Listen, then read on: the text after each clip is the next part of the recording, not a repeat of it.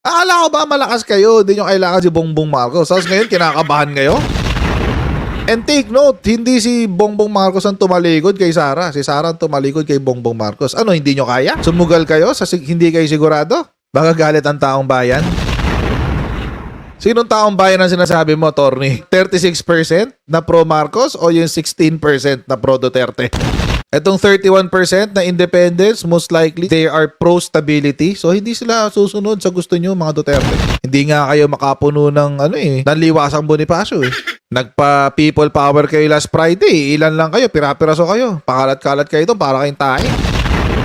Para kayong tae ng aso, pakalat-kalat. Hindi nga kayo makakuha ng critical mass eh. Hanggat hindi nagbabayad si Kibuloy. Tapos sasabihin nyo, magagalit ang taong bayan. Which taong bayan are you referring to? Asa na yung niyayabang nyo na 32 million na voters na nagpanalo kay Bongbong Marcos? Yung 32 nyo naging 22.